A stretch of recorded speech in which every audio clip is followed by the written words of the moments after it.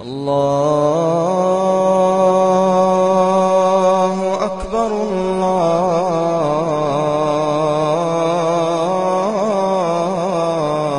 الله أكبر الله أكبر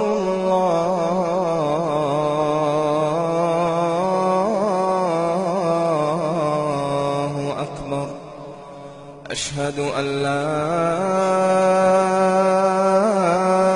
إله إلا الله.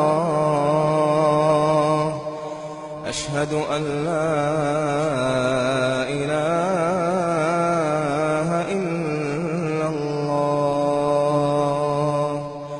أشهد أن محمدًا رسول الله. أشهد أن محمدًا رسول الله.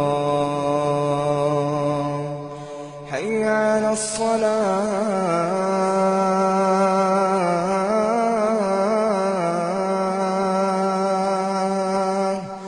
حي على الصلاة.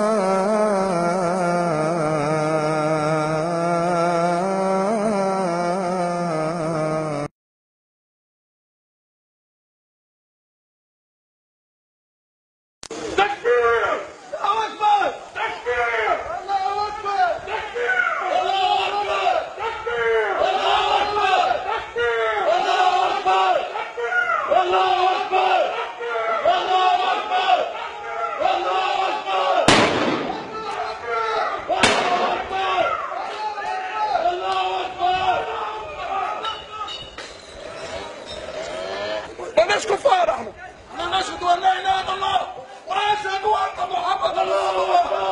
اللهم بارك اللهم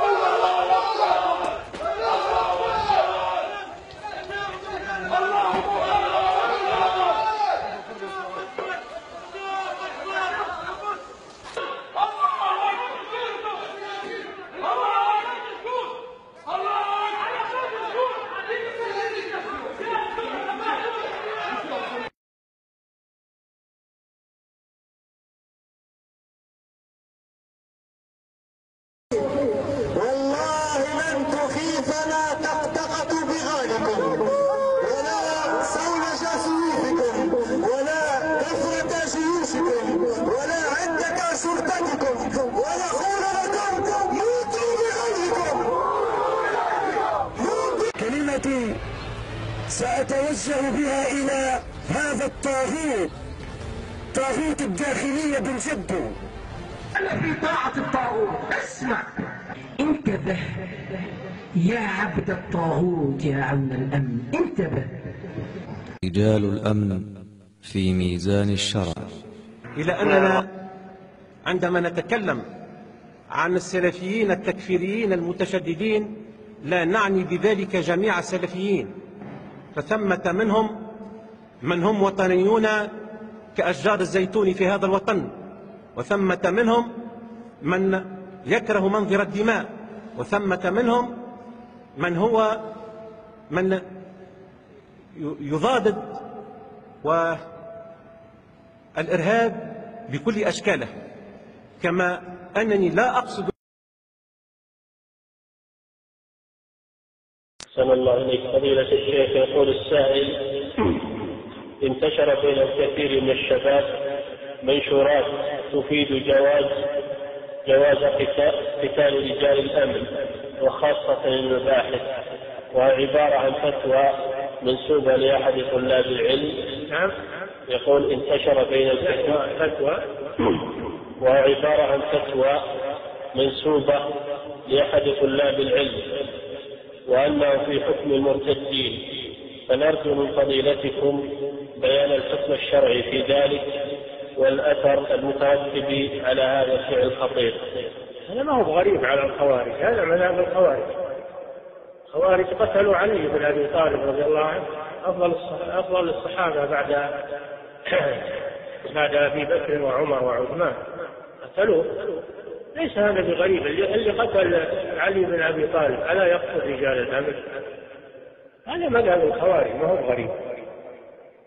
والذي أفتاهم هذا يكون مثلهم، هذا يكون منهم.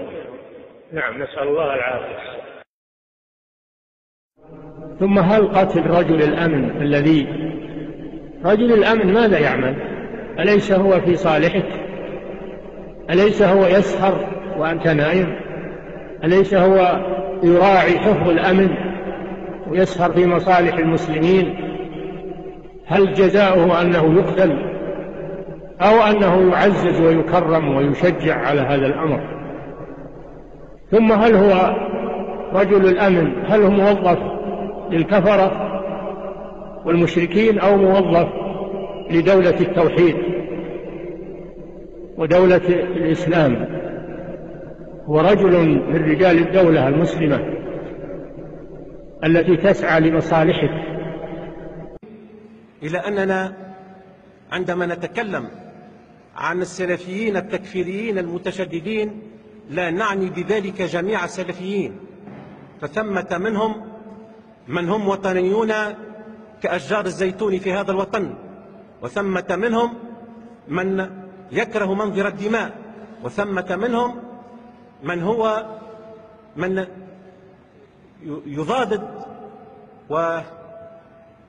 والإرهاب بكل أشكاله، كما أنني لا أقصد يقتلون المسلمين لأنهم يحكمون عليهم بالكفر المبين.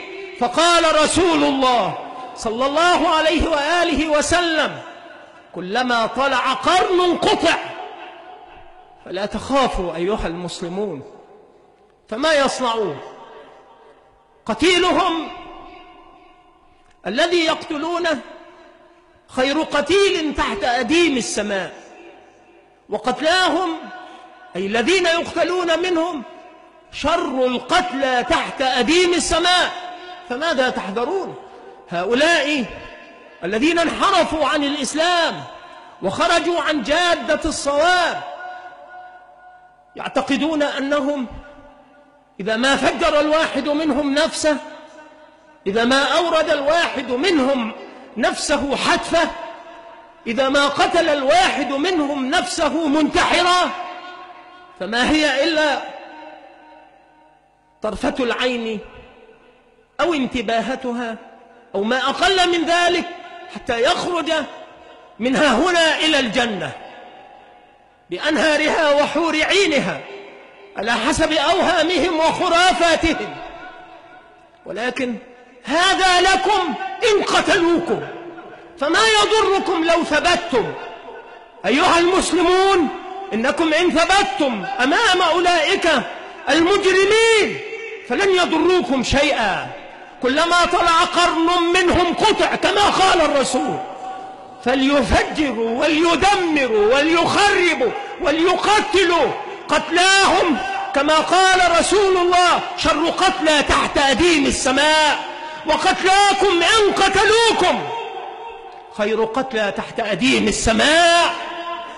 أسأل الله أن يسلم وطننا وجميع أوطان المسلمين، إنه تعالى على كل شيء قدير، وأن ينجينا جميعا من مضلات الفتن ما ظهر منها وما بطن،